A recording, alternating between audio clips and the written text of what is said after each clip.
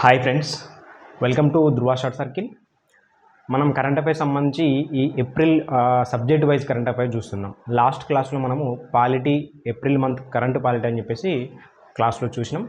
ఈ క్లాస్లో మనము కరెంట్ ఎకనామీ చూస్తాం ఏప్రిల్కి సంబంధించి. ఓకే, మనము ఈ జనవరి, ఫిబ్రవరి, మార్చ్, ఏప్రిల్ కలిపి మళ్ళీ ఇవి ఏవైతే ఉన్నాయో ఇవి అవార్డ్స్ కావచ్చు, స్పోర్ట్స్ కావచ్చు, పర్సన్స్ న్యూస్ కావచ్చు, మిగతా అంశాలు ఏవి ఉన్నా కూడా మనము ఈ 4 months చూద్దాం. ఇవన్నీ అయిన తర్వాత ఎన్విరాన్మెంట్ వరకు, సైన్స్ అండ్ టెక్నాలజీ వరకు కంప్లీట్ చేసుకున్న తర్వాత 4 months కరెంట్ అఫైర్స్ మళ్ళీ చూద్దాం. అవి మనకి గ్రూప్ 1 ప్రిలిమ్స్ వరకు అన్ని కంప్లీట్ చేసుకునే ప్రయత్నం చేద్దాం. రైట్, అయితే ఈ క్లాస్లో మనము కరెంట్ ఎకనామీ చూస్తాం ఏప్రిల్ సంబంధించి. ఫస్ట్ అంశం మనకి ఇండస్ట్రియల్ ఆల్కహాల్పై ఎక్సైజ్ డ్యూటీ అనే అంశం మనకి వివాదంలో ఉంది. ఫస్ట్ అంశం ఇండస్ట్రియల్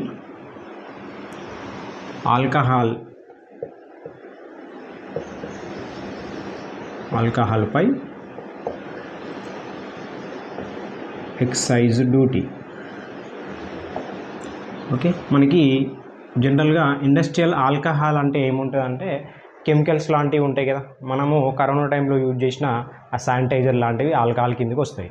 అట్లాంటి కొన్ని కెమికల్స్ ఏవైతే ఉన్నాయో అవి దాంట్లో ఆల్కహాల్కి సంబంధించి ఎక్సైజ్ డ్యూటీ, ఆ ఉత్పత్తి సుంకం ఏదైతే ఉంటుందో దానికి సంబంధించి కేంద్రం అండ్ రాష్ట్రాల వివాదంలో ఉన్నాయి కాబట్టి దానికి సంబంధించి మనకి రాజ్యాంగ ధర్మాసనం ఏర్పాటు చేసింది సుప్రీంకోర్టు. ఇది మనం గుర్తుపెట్టుకోవాలి. 9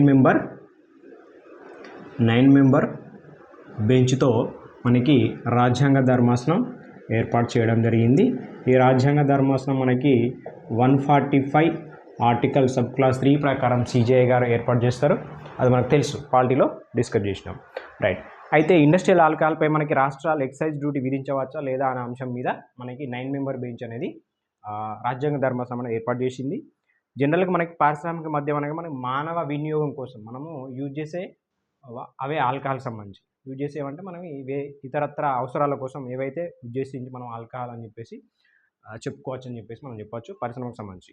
అయితే దీన్ని పన్ను విధించే అధికారం మరి ఎవరికి ఉంది అనే అంశంలో మనకి స్టేట్ వర్సెస్ సెంట్రల్లో మనకి వాదన అయితే ఉంది. సుప్రీంకోర్టు రాజ్యాంగ ధర్మాసనం భాగంగా ఇది ఏర్పాటు చేయడం జరిగింది. అయితే రాష్ట్రం వాదన ఏంటంటే జనరల్గా పారిశ్రామిక ఆల్కహాల్తో సహా అన్ని రకాల ఆల్కహాల్ను నియంత్రించడానికి రాష్ట్ర జాబితా ఎంట్రీ 8 తమకు అధికారం ఇస్తుంది అని చెప్పేసి చెప్తుంది. రాష్ట్రం ఏమంటుంది, స్టేట్ అనేది ఎంట్రీ 8 ప్రకారం మాకు ఈ పారిశ్రామిక ఆల్కహాల్తో సహా అన్ని రకాల ఆల్కహాల్పై నియంత్రణ అధికారం మాకే ఉంది అని చెప్పేసి స్టేట్ వాదిస్తుంది. రైట్, అయితే మనకి కేంద్రం వాదన ఏంది మనకి అంటే ఐడిఆర్ఏ యాక్ట్ 1951 మనకి ఉంటుంది. Okay, industrial development regulation act అని చెప్పేసి 1951 ఉంటుంది. దాని తర్వాత దీని ద్వారా ఈ సెంట్రల్కి తమ నియంత్రణలోకి వస్తుందని చెప్పేసి కేంద్రం వాదన, ఎంట్రీ 8 ద్వారా మాకు వస్తుందని స్టేట్ వాదన. ఇవి రెండు వాదనలో భాగంగా మనకి బెంచ్ రాజ్యాంగ ధర్మాసనం అనేది ఏర్పాటు చేస్తుంది. అయితే దీనికి సంబంధించి మనకి కేసు ఉంది, synthetic and chemicals versus state of UP అని చెప్పేసి. ఇది మనం గుర్తుపెట్టుకోవాలి. అంశం మనకు ఎకనామీ అంశం, డిస్కషన్ అంతా పాలిటిక్స్ సంబంధించి ఉంటుంది. Synthetic and chemicals limited versus state of UP. ఈ కేసు గుర్తుపెట్టుకోవాలి మనం. దేనికి సంబంధించి అంటే ఆల్కహాల్ నియంత్రణపై స్టేట్కు అండ్ సెంట్రల్కు మధ్య వివాదం నడుస్తుంది కాబట్టి మనకి కేసు వార్తల్లో ఉంది. పారిశ్రామిక ఆల్కహాల్ విషయంలో మనకి పన్నులు విధించే అధికారం మనకు రాష్ట్రాలకు లేదని చెప్పేసి మనకు 1908లో తీర్పిస్తుంది. ఏం చెప్పింది ఇది, ఆల్కహాల్పై పన్ను విధించే అధికారం రాష్ట్రానికి లేదు అని చెప్పేసి synthetic and chemicals limited versus state of UP అని చెప్పేసి మనకి ఈ కేసులో చెప్తుంది. అయినప్పటికీ మద్యపాన ప్రయోజనాల కోసం దుర్వినియోగాన్ని నియంత్రించే అధికారం ఉంది అని చెప్పేసి చెప్తుంది. అంటే స్టేట్స్కి మద్యపాన విషయంలో ఏదైనా దుర్వినియోగం జరిగితే కనుక ఖచ్చితంగా నియంత్రించే అధికారం ఉందని చెప్పి చెప్తుంది. కాకపోతే ఈ 1989 సంబంధించి ఈ ఆల్కహాల్ మీద పూర్తి అధికారం స్టేట్కు ఉందని చెప్తుంది. ఓకే, బ్యాలెన్స్డ్గా ఉంటుంది. సో మనకి తెలుసు ఎక్సైజ్ డ్యూటీ అనేది జనరల్గా మనకి తయారీ మీద విధించే డ్యూటీ. ఇది ఒక పరోక్ష పన్ను అని చెప్పేసి చెప్తాం. తెలుసు మనకి ఆల్రెడీ ఎకనామీ మనము రెగ్యులర్ క్లాసెస్లో భాగంగా చూసినాం. రైట్, ఇది ఫస్ట్ అంశం. మనం ఇక్కడ గుర్తుపెట్టుకోవాల్సింది ఏంది, ఇండస్ట్రియల్ ఆల్కహాల్ మీద స్టేట్ వర్సెస్ సెంట్రల్ మనకి వివాదం నడుస్తుంది. దీని ప్రకారం ఐడిఆర్ఏ 1951 ప్రకారం మనకి సెంట్రల్కి ఉందని చెప్పేసి, అంటే ఎంట్రీ 8 ప్రకారం మనకి స్టేట్కి ఉందని చెప్పేసి చెప్తున్నాయి. సో దీని మీద రాజ్యాంగ ధర్మాసనం ఏర్పాటు చేసింది. పాలిటోకి వెళ్తే రాజ్యాంగ ధర్మాసనం మనకు 145 ఆర్టికల్ సబ్ 3 ప్రకారం మనకు సిజిఐ గారు ఏర్పాటు చేస్తారు. అది మనం గుర్తుపెట్టుకోవాలి. నెక్స్ట్ అంశం మనకి మానిటరీ పాలసీ. ఏప్రిల్లో మనకి మానిటరీ పాలసీ మీటింగ్ అనేది జరిగింది, సమావేశం. ఇప్పుడు మనకి ఏవైతే అంశాలు ఉన్నాయో ఇవి మనకు ఈ గ్రూప్ 1 ప్రిలిమ్స్ కావచ్చు, ఎఫ్పిఎస్సి కావచ్చు, ఈ ఏప్రిల్ సంబంధించిన మానిటరీ పాలసీ కమిటీకి సంబంధించిన అంశాలు అయితే ఖచ్చితంగా వస్తాయి. ఎందుకంటే ఈ 2 మంత్స్ సంబంధించి మళ్ళీ మనకు ఇప్పుడు ఉండదు మీటింగ్, కాబట్టి ఖచ్చితంగా జూన్ స్టార్టింగ్లోనే ఉంది కాబట్టి ఈ అంశాలు మనం 100% గుర్తుపెట్టుకోవాలి.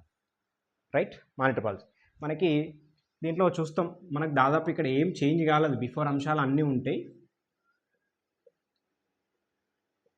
రెపో రేటు మనకు 6.5% అని, రివర్స్ రెపో రేటు మనకి 3.35 అని చెప్పేసి. ఓకే. అదే సిఆర్ఆర్ క్యాష్ రిజర్వ్ రేషియో మనకి 4.5 అని చెప్పేసి. ఇవన్నీ ఏం చేంజ్ కాలేదు, ఎట్లా ఉన్నాయో అట్లానే ఉంచింది. ఎస్ఎల్ఆర్ అని చెప్పేసి స్టాట్యుటరీ లిక్విడ్ రేషియో అని చెప్పేసి అంటాం. మనకి ఇవన్నీ మనకి రెగ్యులర్ క్లాస్లో భాగంగా వస్తాయి. ఇవన్నీ ఎక్స్ప్లెయిన్ చేయాలంటే దీనికే క్లాసు పోతుంది. ఓకే. బేసిక్స్ మనకు తెలిసి ఉండాలి. ఇవన్నీ దాదాపు సేమే, అంతకుముందు ఏ విధంగా ఉండినో అదే విధంగా ఉన్నాయి, మనకి చేంజ్ కాలేదు. ఇక 100% అయితే గుర్తుపెట్టుకోవాలి. ఇప్పుడున్న ఎగ్జామ్స్ రాబోయే అంశాల్లో ఖచ్చితంగా ఏప్రిల్ మంత్ సంబంధించి మానిటరీ పాలసీ అంశాలే అడుగుతారు. Repo rate 6.5, reverse repo rate 3.35, CRR 4.5, SLR అనేది 18%. రైట్. అయితే మనకి స్టాండ్ ఏదంటే మనకి ఆర్బీఐ యొక్క స్టాండ్ ఏంటంటే మనకి విత్డ్రాల్ ఆఫ్ అకామిడేటివ్ పాలసీ, అంటే మనకి ఏం లేదు, ఈ మనీ సప్లైని రెడ్యూసింగ్ చేయడం అని చెప్పేసి అంటాం. ఓకే. ఏమంటాం మనం, ఇది మనకు స్టేట్మెంట్ రూపంలో రావచ్చు. విత్డ్రాల్ ఆఫ్ అకామిడేటివ్ పాలసీని ఆర్బీఐ స్టాన్స్ అని చెప్పేసి అంటాం. ఓకే. ఆర్బీఐ స్టాన్స్ ఇప్పుడు ఏ విధంగా ఉంది అని చెప్పేసి ఆప్షన్స్లో ఉంటుంది మనకి. విత్డ్రాల్ ఆఫ్ అకామిడేటివ్ పాలసీ అంటే ఏం లేదు, మనీ సప్లైని రెడ్యూసింగ్ చేయడం మీదనే ఫోకస్ చేస్తుంది అని చెప్పేసి మనం గుర్తుపెట్టుకోవాలి. రైట్. ఇది మనకి ఓకే. జనరల్గా మనకి ఈ మానిటరీ పాలసీలో భాగంగా మనకి జీడిపి రేట్ మనకి చెప్పడం జరుగుతుంది, గ్రోత్ రేటు. అది మనకి ఫైనాన్షియల్ 2025 మనకి 25 సంబంధించి 7% అని చెప్పేసి చెప్పింది. ద్రవ్యలోనం మరి ఎంత ఉందంటే 4.5 ఉంది. ఇన్ఫ్లేషన్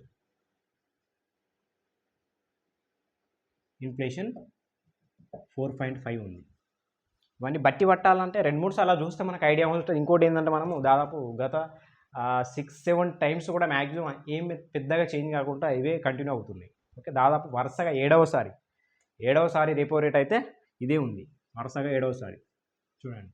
సో అవే అంశాలు మనకి 2023-24 సంబంధించి ఎఫ్పిఐ సంబంధించి $41.6 బిలియన్ అని చెప్పేసి 14-15 తర్వాత ఇదే గరిష్టం అని చెప్పి చెప్పొచ్చు. FPI 41.6 billion.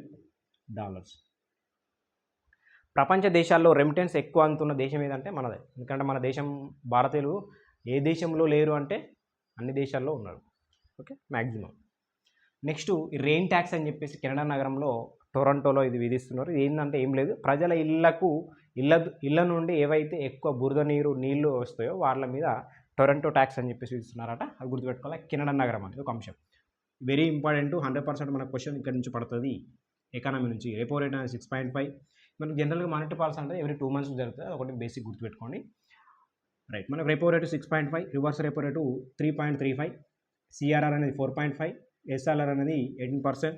అదేవిధంగా withdrawal of accommodative policy reducing money సప్లైని అనుసరిస్తుంది ఆర్బీఐ స్టాండ్స్. ఓకే. జీడిపి మనకి 7%, మనకి ఇన్ఫ్లేషన్ అయితే 4.5% ఉంది.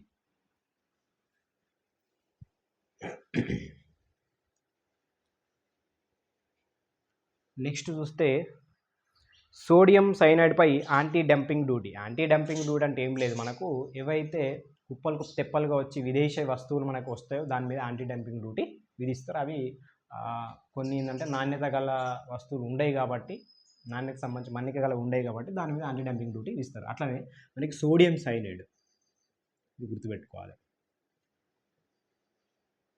సోడియం సైనైడ్పై యాంటీ డంపింగ్. ఇటీవల మనకి దీని మీద యాంటీ డంపింగ్ డ్యూటీ విధించడం జరిగింది అంటే ఓకే, సోడియం సైనైడ్ అని చెప్పేసి గుర్తుపెట్టుకోవాలి. ఎప్పుడట మనకి చైనా, EU, జపాన్, కొరియా నుండి దిగుమతి చేసుకుంటున్న ఈ సోడియం సైనైడ్పై DGFT drug control foreign trade సంబంధించి యాంటీ డంపింగ్ డ్యూటీ మనకి విధించాలని సిఫార్సు చేసింది. ఇది China, European Union, Japan, Korea. అంటే ఇక్కడ నుండి మనకు ఈ సోడియం సైనైడ్ అనేది ఎక్కువగా మనకు దిగుమతి చేసుకుంటున్నాం, అంటే ఎక్స్పోర్ట్ అవుతుంది మనకి. సో అందుకోసం దాని మీద యాంటీ డంపింగ్ డ్యూటీ విధించాలని చెప్పేసి 5 years పాటు అని చెప్పేసి చెప్పడం జరిగింది. ఈ సోడియం సైనైడ్ని జనరల్గా మనము బంగారం కానీ వెండి కానీ వెలికి తీయడంలో యూజ్ చేస్తాం అని జనరల్గా చేసి గుర్తుపెట్టుకోవాలి.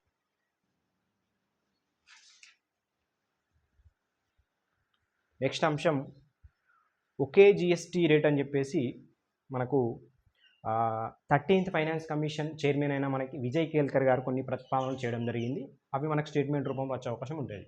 సో ఇటీవల వార్తల్లో ఉంది కాబట్టి ఒకే GST రేట్ అని చెప్పేసి.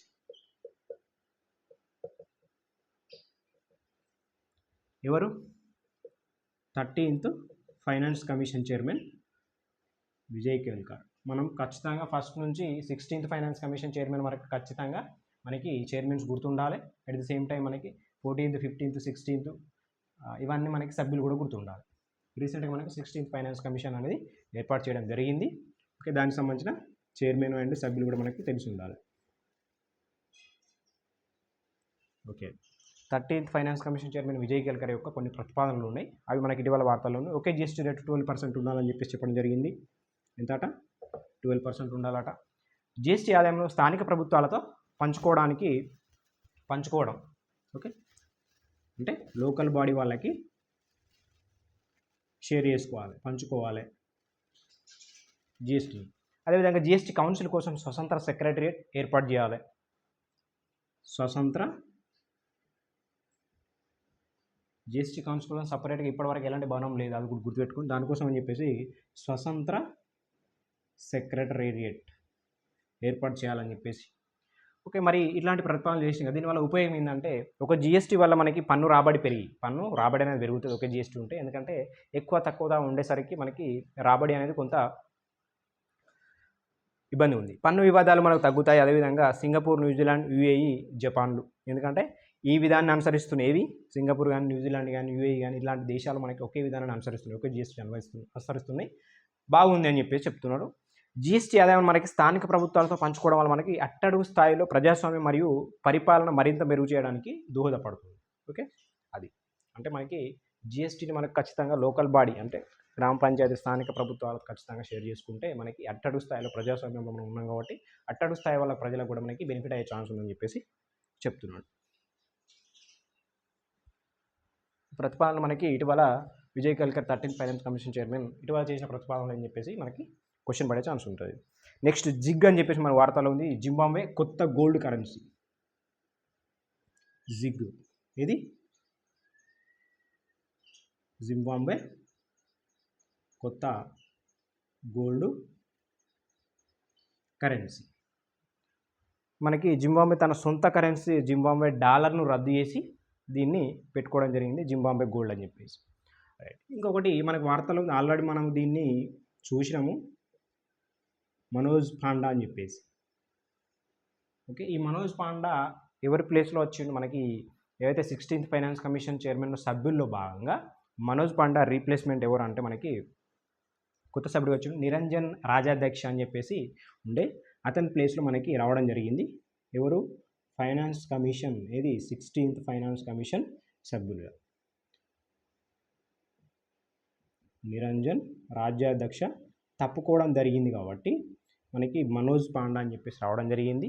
మనకి 16th ఫైనాన్స్ కమిషన్ వచ్చింది కాబట్టి మనకి చైర్మన్ వచ్చేసి ఎవరు?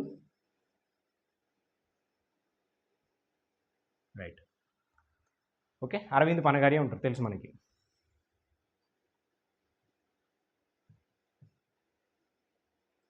సభ్యులు కూడా మనకు కంపల్సరీ గుర్తుపెట్టుకోవాలి. ఒకటి అజయ్ నారాయణ్ అని చెప్పేసి,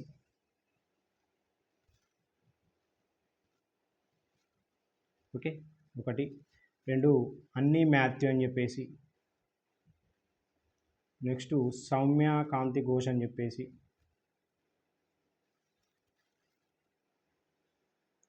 4 మనకి మనోజ్ పాండా, ఓకే. అంతే. వీళ్ళు సభ్యులు మనకి. అజయ్ పాండా మనకి 15th ఫైనాన్స్ కమిషన్ సభ్యుడు కూడా ఉంటారు, రైట్. ఇది మనకి ఇక్కడ ఇంకొకటి ఏంటంటే చైర్మన్ కాబట్టి కార్యదర్శి ఉంటారు మనకు రిత్విక్ రంజనం పాండే అని చెప్పేసి 16th ఫైనాన్స్ కమిషన్ సంబంధించి. కార్యదర్శి ఎవరు? రిత్విక్ రంజనం పాండే. రైటింగ్ అర్థం కాకపోతే ఒకసారి వింటున్నారు కదా చూసుకోండి, పీడిఎఫ్లో మనకి అన్ని డీటెయిల్స్ ఉంటాయి, ఓకే, రైట్. మనకు జనరల్గా ఇది ఏంటంటే 2025 నాటికి సమర్పిస్తే ఇది మనకి 1st ఏప్రిల్ 2026 నుంచి అమల్లోకి వస్తాయి, 5 years పాటు. ఇది మనకి 16th ఫైనాన్స్ కమిషన్ సంబంధించిన అంశాలు. మనోజ్ పాండే వార్తల్లో ఉన్నాడు కాబట్టి మనం 16th ఫైనాన్స్ గురించి నేర్చుకోవాలి, రీసెంటే కాబట్టి.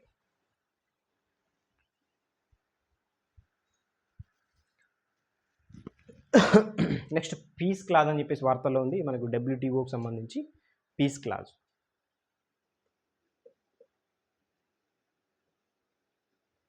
WTOకి సంబంధించి రీసెంట్గా మనకు green box, blue box, amber box అని చెప్పేసి మనకు EPPSC గ్రూప్స్ సంబంధించి 1 or 2లో క్వశ్చన్స్ రావడం జరిగింది. సో వెరీ ఇంపార్టెంట్ మనకి.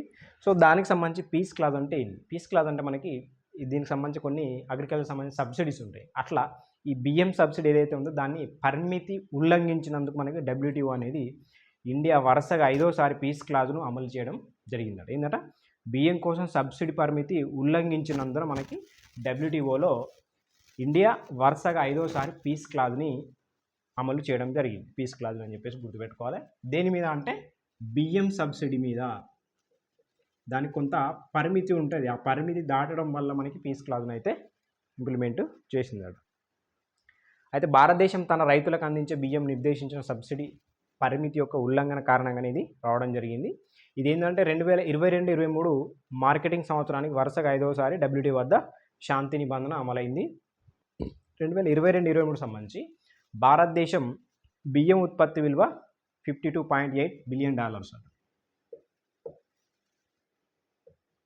ఉత్పత్తి విలువ భారతదేశం యొక్క 2022-23 సంబంధించి 22-23 సంబంధించి బియ్యం యొక్క ఉత్పత్తి వాల్యూ ఎంత అంటే $52.8 బిలియన్ కాగా, రైతులకు మాత్రం $6.39 బిలియన్ విలువైన సబ్సిడీ అందించింది 12%. Okay, $6.39 billion. ఎంత అంటే ఇది 12% సబ్సిడీ. అయితే తద్వారా మనకి ప్రపంచ వాణిజ్య నిబంధన 10% పరిమితిని ఉల్లంఘించడం జరిగింది. యాక్చువల్గా అయితే 10%, ఓకే, ఉండాలి. ఈ 6.39 అనేసరికి మనకు 12%కి వచ్చింది కాబట్టి ఈ ఉల్లంఘన అనేది జరిగింది. 10% ఉండాలి, కాకపోతే ఇక్కడ 12%కి వచ్చింది కాబట్టి ఉల్లంఘన జరిగింది కాబట్టి పీస్ క్లాజ్ అనేది అమలు చేయడం జరిగింది వరుసగా 5వ సారి అని చెప్పేసి గుర్తుపెట్టుకోవాలి ఇండియాకి. 2018-19 2000 నుండి 2022-23 వరకు వరుసగా మనకు 5 సంవత్సరాల పాటు ఈ నిబంధన ఉల్లంఘించిన కారణంగా, ఎప్పటి నుంచి ఉల్లంఘిస్తున్నాం అంటే 2018-19 నుంచి మనకు 2022-23 వరుసగా 5 years పాటు అని చెప్పేసి గుర్తుపెట్టుకోవాలి. అయితే మనకు 2013లో WTO ఈ శాంతి పీస్ క్లాజ్ అనేది 2013లో బాలి సమావేశంలో మనకి అంగీకరించుకుంటాం. శాంతి క్లాజ్ని బాలి సమావేశం 2013, రైట్. శాంతి నిబంధన 2013 ఈ బాలి సమావేశంలో భాగంగా మంత్రివర్గ సమావేశం ఏర్పాటు చేసుకుని ఏం చేసుకున్నారంటే ఆహార భద్రత మీద కొన్ని షరతులకు లోబడి మాత్రమే ఆహార పంటలపై సబ్సిడీ పరిమితులను ఉల్లంఘించడానికి అభివృద్ధి చెందుతున్న దేశాలకి అనుమతించబడింది. 2018-19లో మనకి శాంతి నిబంధనను అమలు చేసిన మొదటి దేశం ఇండియా అని చెప్పేసి గుర్తుపెట్టుకోవాలి. మనకి ఆహార భద్రత మీద కొన్ని షరతులకు లోబడి మాత్రమే ఆహార పంటల మీద సబ్సిడీ అనేది ఇవ్వాల్సి ఉంటుంది. అది మనకి పీస్ క్లాజ్ అని చెప్పేసి చెప్తాం, అంతే. ఏం లేదు, మనకు ఆ సబ్సిడీ పరిమితి అనేది ఉండాలని చెప్పేసి అంతే. శాంతి పీస్ క్లాజ్. దాని పాయింట్ ఆఫ్ వ్యూలో మనకి green box, amber box, blue box అని చెప్పేసి వస్తాయి, రైట్. ఓకే, ఇక్కడ మనకి మూడీస్ సంస్థ మనకి ఇవన్నీ ఒకసారి చూద్దాం మనం. మూడీస్ సంస్థ 6.1%గా మనకి జీడిపి గ్రోత్ రేట్ అయితే ఇవ్వడం జరిగింది. రైట్. భారత్ మారిషస్ మనకి DTAA సవరణ అని చెప్పేసి వార్తల్లో ఉంది. Bharat Mauritius DTA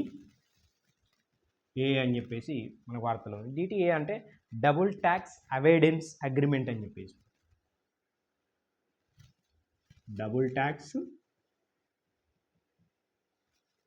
avoidance agreement సవరణలో కొత్తగా చేర్చిన అంశం ఏంటంటే PPT, ప్రిన్సిపల్ పర్పస్ టెస్ట్. ఇలా సవరణలో భాగంగా మనము చేర్చుకున్నమాట. భారత్ సంబంధించి మారిషస్ సంబంధించి డబుల్ ట్యాక్స్ ఏవైతే ఉంటాయో కొన్ని దానికి సంబంధించి సవరణ చేసుకోవడం జరిగింది. అంటే ఏది లేదు, ప్రధాన ఉద్దేశం ఏంటంటే పన్ను ఎగవేత అయితే పన్ను ఒప్పంద ప్రయోజనాన్ని తిరస్కరించవచ్చు. ఒకవేళ పన్ను ఎగవేసారు అనుకోండి, పన్ను ఎగవేదారులు ఉంటారు కదా, అట్లా ఎగవేస్తే మనకి పన్ను ఒప్పంద ప్రయోజనాన్ని తిరస్కరించవచ్చు అని చెప్పేసి. అంటే ఈ DTA అనేది మనకి నిజమైన లావాదేవీలు మాత్రమే మంజూరు చేయబడతాయి. ఓన్లీ ఏవైతే ట్రాన్సాక్షన్ జరుగుతాయో అవి మాత్రమే మంజూరు చేస్తారట. ఇండియా మారిషస్ మధ్య DTA 1983 నుంచి అమల్లోకి వచ్చిందని చెప్పేసి గుర్తుపెట్టుకోవాలి. ఏం లేదు, ఏ దేశాల మధ్య DTA సంబంధం మనకి ఇటీవల సవరణ చేసుకున్నాం. అది ఏంటిది అంటే ప్రిన్సిపల్ పర్పస్ టెస్ట్ అని చెప్పేసి చేసుకున్నాం అంతే. నెక్స్ట్ చూస్తే IMF MD మనకి క్రిస్టాలినా జార్జివా అని చెప్పేసి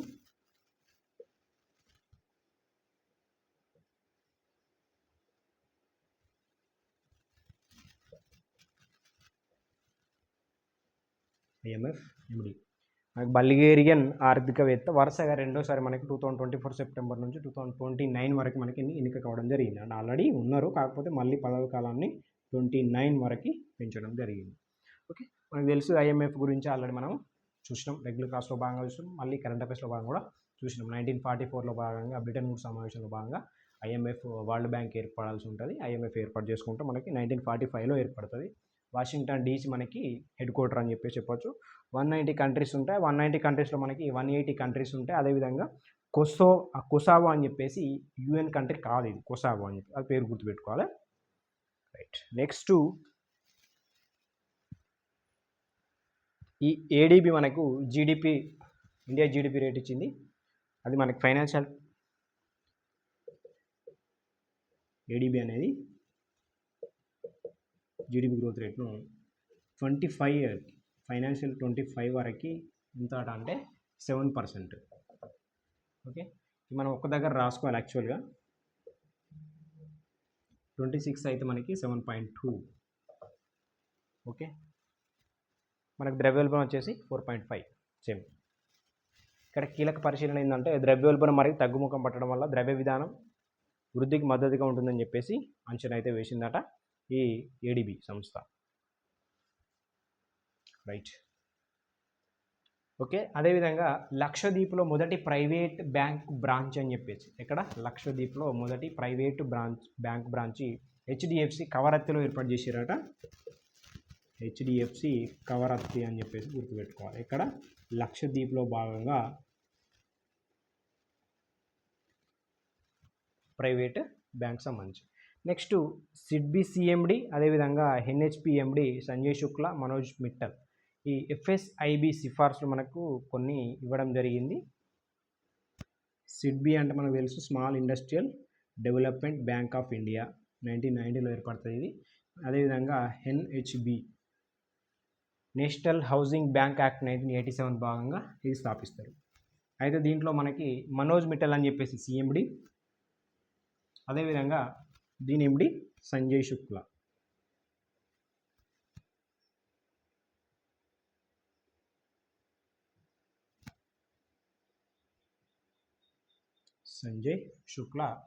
కొన్ని FSIB సిఫార్సులు చేస్తున్నారు.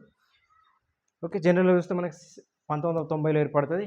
Lucknow head quarter. మనకి MSMEలకు మనకి ఈ క్రెడిట్ సంబంధించి రీఫైనాన్స్ చేస్తుంది సిడ్బీ బ్యాంక్. రైట్. అదేవిధంగా NHB అనేది మనకు నేషనల్ హౌసింగ్ బ్యాంక్ యాక్ట్ 1987 భాగంగా 1988లో మనం స్థాపించుకుంటాం. హెడ్ క్వార్టర్ వచ్చేసి న్యూఢిల్లీ అని చెప్పేసి గుర్తుపెట్టుకోవాలి. ఇది ఏంటంటే ఎన్హెచ్బి అనేది హౌసింగ్ ఫైనాన్స్ కంపెనీకి సంబంధించి నియంత్రణ అధికారాలు ఆర్బీఐ 2019 సంవరణ ద్వారా చేర్చడం జరిగింది. అదేవిధంగా ఎఫ్ఎస్ఐబి అని చెప్పేసి అన్నాం కదా. ఈ ఎఫ్ఎస్ఐబి అనేది మనకి ఫైనాన్షియల్ సర్వీస్ ఇన్స్టిట్యూట్ బ్యూరో అని చెప్పేసి బీబీబీ స్థానంలో ఇది ఎఫ్ఎస్ఐబి వస్తుంది. తర్వాత ప్రభుత్వ రంగ బ్యాంకులు, అదేవిధంగా బీమా కంపెనీల చీఫ్ ఎంపికలకి, అదేవిధంగా ఆర్థిక సంస్కరణ సిఫార్సు ఇలాంటి మనకి ఎఫ్ఎస్ఐబి చేస్తుంది. చైర్మన్ వచ్చేసి ప్రస్తుతానికి భాను ప్రతాప్ శర్మ. ఇవి జిఎస్ పాయింట్స్, నేను అందుకోసం బోర్డు మీద రాయట్లేదు, ఇవన్నీ వార్తల్లో ఉన్నాయే దాదాపు ఇటీవల రీసెంట్గా. నెక్స్ట్ మనకి ఎంఎస్ఎంఈ పేమెంట్స్ అని చెప్పేసి వార్తల్లో ఉంది.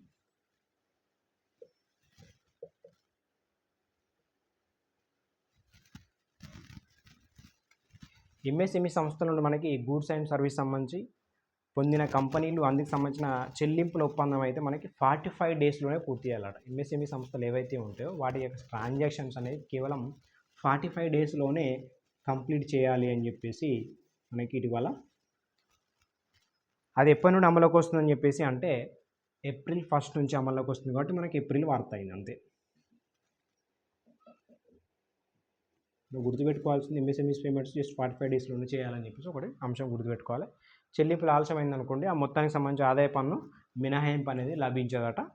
అదేవిధంగా దానికి సంబంధించి మనకి కొన్ని పోర్టల్స్ ఉంటాయి, సమాధాన పోర్టల్ అని చెప్పేసి, ఎంఎస్ఎంఈ ఛాంపియన్ పోర్టల్ అని చెప్పేసి, ఉద్యమ పోర్టల్ అని చెప్పేసి.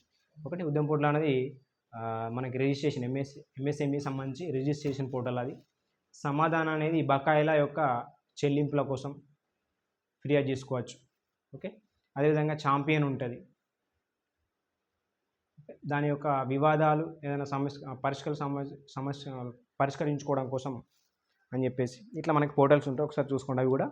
నెక్స్ట్ మనకి ఇది వెరీ ఇంపార్టెంట్, జిఎస్టీ వసూళ్ళు.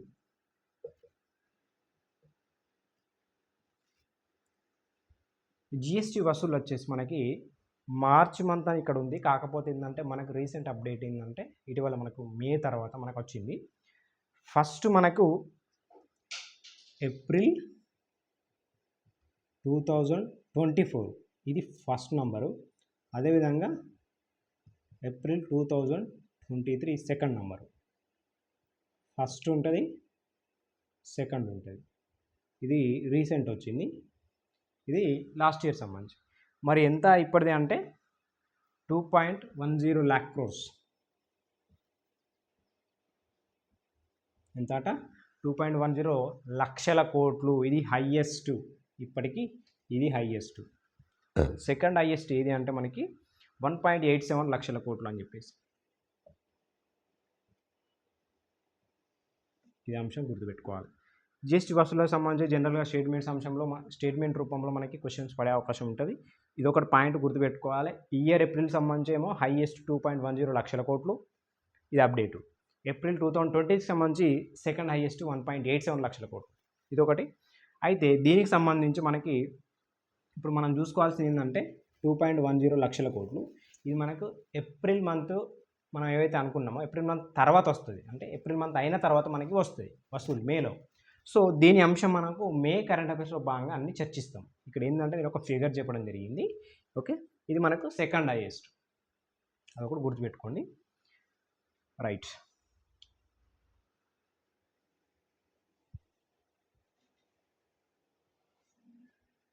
అంటే దాని అప్డేట్ మనకి ఏప్రిల్ అయిపోయిన తర్వాత మేలో మనకి ఫస్ట్ వీక్లో దాని వసూళ్ళకి సంబంధించి డీటెయిల్స్ అన్నీ కంప్లీట్గా ఉంటాయి. మనం ఓన్లీ ఏప్రిల్ మంత్ చూస్తున్నాం కాబట్టి జస్ట్ ఫిగర్ చెప్పిన నేను.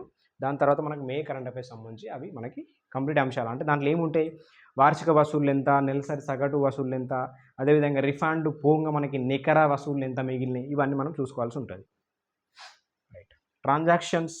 ఓకే, యూపీఐ లావాదేవీలు మనకి ఫైనాన్షియల్ 2024 సంబంధించి రిపోర్ట్ అయితే రావడం జరిగింది. యూపీఐ లావాదేవీలు ఫైనాన్షియల్ 2024 సంబంధించి. అయితే మనకు ట్రాన్సాక్షన్స్ ఎన్ని జరిగినాయి అంటే 13,100 కోట్లు.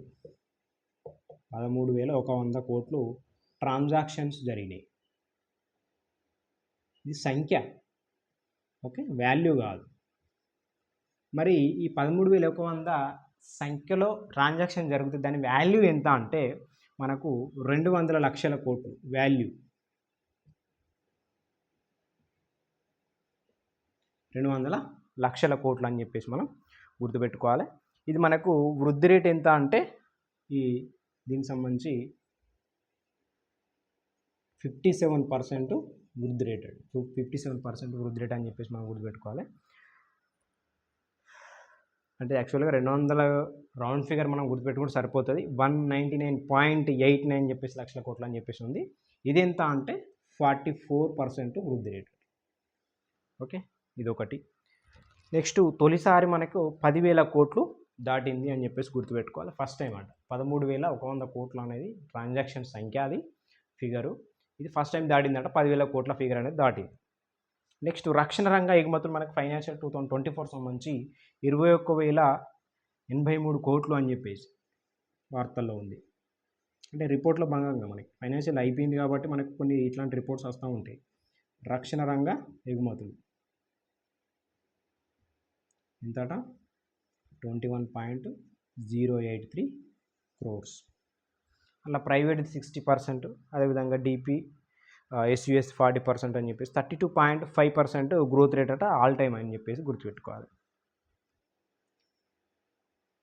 ఎంత 32%, 5% వృద్ధి రేటు.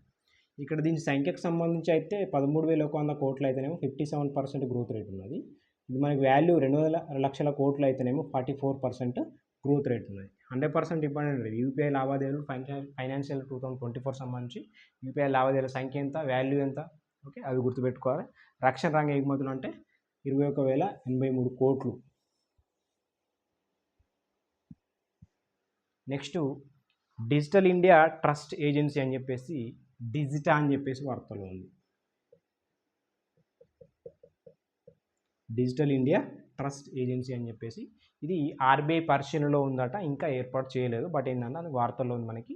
ఇది ఇల్లీగల్ లెండింగ్ యాప్స్ నియంత్రణ కోసం. మనకి ఇవి చాలా ఈ మధ్యకాలంలో యాప్స్ చాలా వచ్చినాయి మనకి, ఈ లోన్లు తీసుకునే యాప్స్. సో వాటి మీద మనకి పరిశీలన కోసం మనకి ఆర్బీఐ అయితే ఏర్పాటు చేస్తుంది డిజిటల్ ఇండియా ట్రస్ట్ ఏజెన్సీ అని చెప్పేసి డిజిటా. ఓకే, ఇల్లీగల్ లెండింగ్ యాప్స్ నియంత్రణ కోసం. దీని విధి ఏంటంటే జనరల్గా మనకు డిజిటల్ లెండింగ్ యాప్స్ని మనకి ధృవీకరిస్తుందట, దానికి సంబంధించి. రైట్. నెక్స్ట్ SCORES 2.0 అని చెప్పేసి ఎస్బీఐ కంప్లైంట్స్ రిడ్రెస్ సిస్టమ్. ఇంకొకటి ఏంటంటే SCORES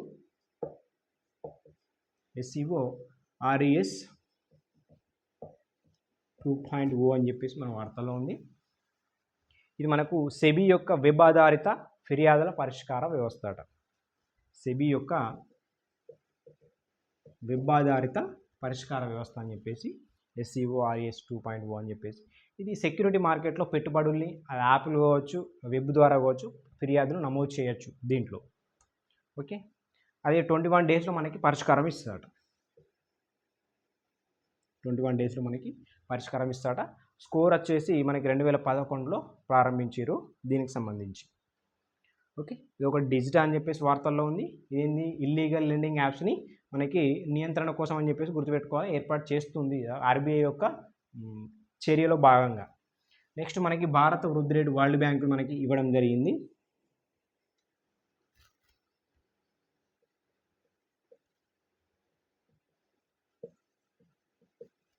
ఓకే, వరల్డ్ బ్యాంక్ రిపోర్ట్లో చూస్తే ఫైనాన్షియల్ ఇయర్ 2024 సంబంధించి ఓకే 7.5 ఇచ్చిందండి. ఇది ఎక్కువ ఉంది. ఇంతకుముందు మనకి 6.3గా ఉండే, ఇది మనకి 25లో భాగంగా 6.6 అట. సమ్ టైమ్స్ ఇట్లా కూడా అడగచ్చు 2000, ఎందుకంటే అవి ముందు ఆ ఇయర్ వచ్చే ఇయర్ కూడా మనకి ఇస్తాయి. రైట్.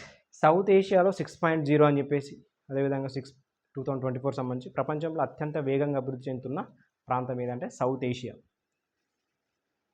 వరల్డ్ బ్యాంక్ చెప్పింది కాబట్టి మనం చదువుకోవాలి. 6.0 2024 సంబంధించి, అదేవిధంగా 6.1 అని చెప్పేసి 2025 సంబంధించి. ఇదేంటంటే సౌత్ ఏషియా అంటే అత్యధికంగా వేగంగా అభివృద్ధి చెందుతున్న దేశాలు అని చెప్పేసి గుర్తుపెట్టుకోవాలి. ఫైనాన్షియల్ ఇయర్ 2024 సంబంధించి 7.5% మనకి GDP growth rate world bank report. Right. Next స్నేహపూర్వక దేశాలకు ఉల్లి ఎగుమతులు అని చెప్పేసి ఇంతకుముందు మనకి నిషేధం ఉంది కదా, ఇది డీజీఎఫ్టీ అని చెప్పేసి నిషేధం ఇస్తుంది. రీసెంట్గా మనకు నిషేధం ఉంది కాబట్టి దానికి సంబంధించి రీసెంట్గా స్నేహపూర్వక దేశాలకు ఉల్లి ఎగుమతులు అని చెప్పేసి అనుమతి ఇవ్వడం జరిగింది. అట్లా అందులో భాగంగా బంగ్లాదేశ్, మనకు పక్కన ఉన్న కంట్రీస్ భూటాను, మారిషస్,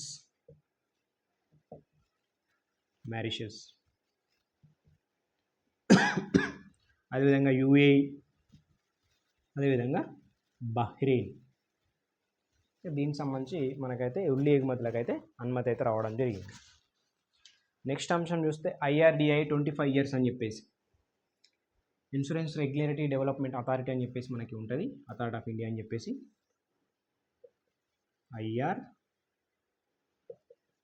IRDAI. దీనికి 25 years సిల్వర్ జూబ్లీ అని చెప్పేసి అంటాం. 19 April 2000లో మనకి ఏర్పడుతుంది. 19 April 2000లో 1999లో యాక్ట్ చేస్తే మనకి ఇది ఏర్పడుతుంది. మనకు హెడ్ క్వార్టర్ వచ్చేసి హైదరాబాద్లో ఉంటుంది. ఓకే. 1993 మల్హోత్రా కమిటీ సిఫార్సుల మేరకు 1994 నివేదిక ఇస్తే ఇది ఒక చట్టబద్ధ సంస్థ, ప్రైవేట్ రంగం ప్రవేశం, అదేవిధంగా FDIలో కూడా ప్రవేశం. దీంట్లో భాగంగా IRDAI అనేది 1999లో చట్టం చేసి 2000లో మనం ఏర్పాటు చేసుకుంటాం. చైర్మన్ వచ్చేసి దేబాశిష్ పాండే, ఇది గుర్తుపెట్టుకోవాలి. ఇప్పుడు ఏం చేస్తుంది, మనం ఏం వార్తల్లో ఉంది అంటే 25 years సెలబ్రేషన్స్ అని చెప్పి గుర్తుపెట్టుకోవాలి. ఎందుకు 2000 కాబట్టి 2024 కాబట్టి దేబాశిష్ పాండే. ఓకే, ఇది ఒకటి.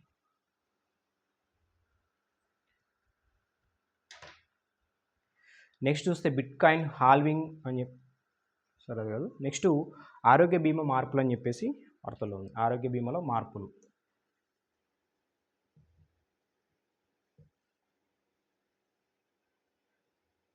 ఎప్పటి నుంచి అంటే 1st April మనకి 2024 నుంచి. అంటే ఏం లేదు, ఈ ఏజ్ లిమిట్ తీసేసారు అంతే. ఆరోగ్య గరిష్ట వయ పరిమితి మనకి ఇంతకుముందు 65 years ఉండేది. మనకి హెల్త్ ఇన్సూరెన్స్ తీసుకోవాలంటే దాంట్లో మనకి ఆరోగ్య బీమా తీసుకున్న తర్వాత అన్ని వ్యాధులకు ఇది వర్తించడానికి ప్రస్తుతం అమల్లో ఉన్న 48 నెలలు వెయిటింగ్ పీరియడ్ మనకి 36 నెలలకి కుదించారు. ఇంతకుముందు జనరల్గా 65 years ఉండేది, దీన్ని తీసేసిర్రు. ఇంతకుముందు 48 సంవత్సరాల వెయిటింగ్ పీరియడ్ ఉండేది, 48 నెలల వెయిటింగ్ పీరియడ్ ఉండేది, ఇప్పుడు 36 నెలలకి తగ్గించడం జరిగింది. ఆరోగ్య బీమాపై మనకి ఈ మ్యారిటోరియం వ్యవధిని 8 సంవత్సరాల నుంచి 5 సంవత్సరాలకి అంటే 5 years పాటు ప్రీమియం చెల్లిస్తే బీమా పథకంలోని అన్ని సేవలను పాలసీదారులకు కంపెనీ సంబంధించి అందించాల్సి ఉంటుంది. అంటే 8 years నుంచి మనకి 5 yearsకు తగ్గించడం జరిగింది. ఇది కొన్ని మార్పులు అని చెప్పేసి గుర్తుపెట్టుకోవాలి ఆరోగ్య బీమా సంబంధించి. నెక్స్ట్ బిట్ కాయిన్ హాల్వింగ్ అని చెప్పేసి వార్తల్లో ఉంది మనకు.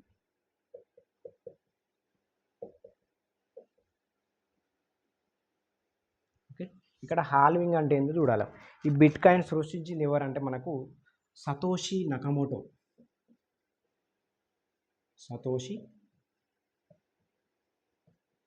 అని చెప్పేసి.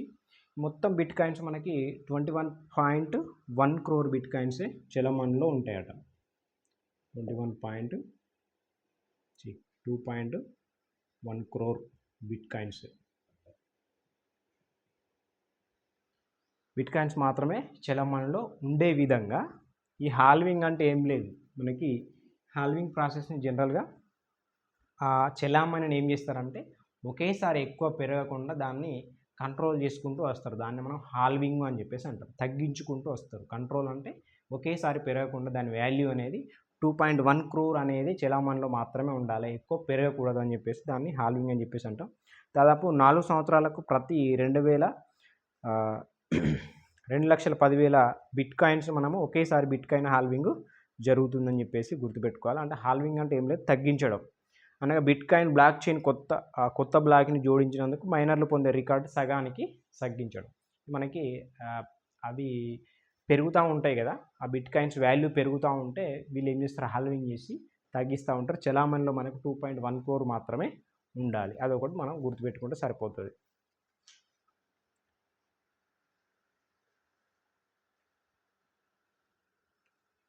Next global financial stability report అని చెప్పేసి వార్తల్లో ఉంది. Global financial stability report. అయితే ఇది రిలీజ్డ్ బై IMF, మనకి ఏప్రిల్ అండ్ అక్టోబర్లో బాగా చేస్తాయి. ద థీమ్ వచ్చేసి ఎవరు రిలీజ్ చేశారు? IMF. మనకి థీమ్ వచ్చేసి the last mile, financial vulnerable on risks.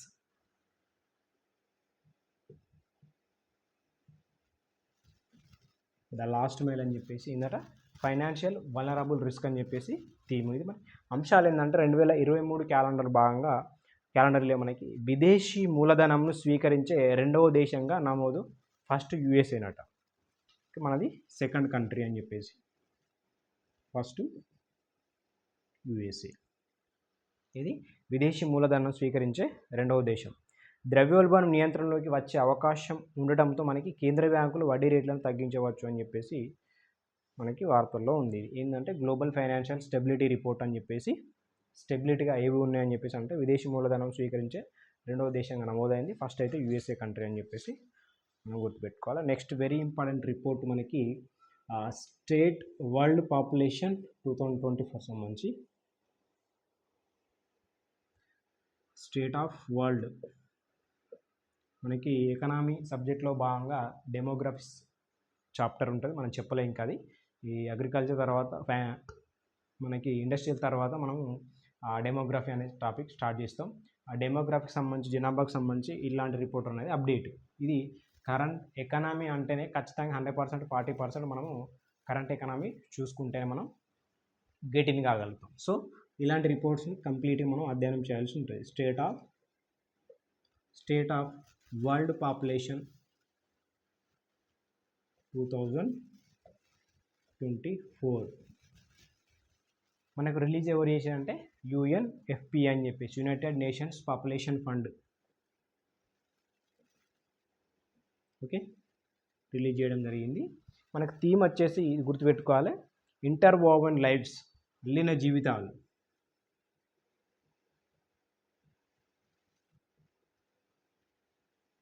ఇంటర్వోవెన్ lifes అని చెప్పేసి, అదేవిధంగా థ్రెడ్స్ ఆఫ్ హోప్,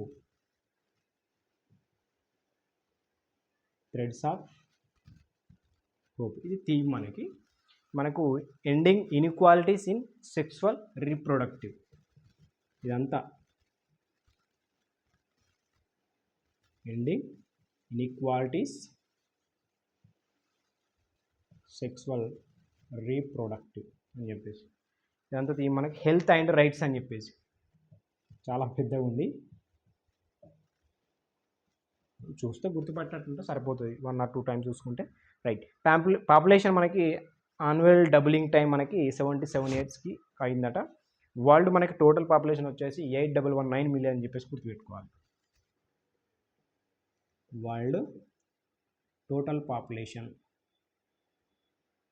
8119 million, ఇది ఒకటి. అయితే దీంట్లో ఫస్ట్ ఇండియా మనకు తెలుసు 1.44 million, సెకండ్ అయితే చైనా మనకి 1.43తో ఉన్నది. అయితే ఇక్కడ మనం గుర్తుపెట్టుకోవాల్సిన అంశం ఏంటంటే ఈ 8119 million భాగంగా ఏ ఏజ్ వాళ్ళు ఎంత పర్సెంటేజ్ ఉన్నారు. ఖచ్చితంగా అండి, ఇది 100% మనం ఇండియాదైనా వరల్డ్దైనా గుర్తుపెట్టుకోవాలి. 0.14 నుంచి మనము ఒకటి తీసుకుంటాం, 10 to 19 AG, అదేవిధంగా 10 to 24 AG, అదేవిధంగా 15 to 64 AG, అదేవిధంగా 65 to ప్లస్ ఏజ్. చూడండి, 0 to 14, 10 to 19, 10 to 14, 15 to 64, 65 plus age.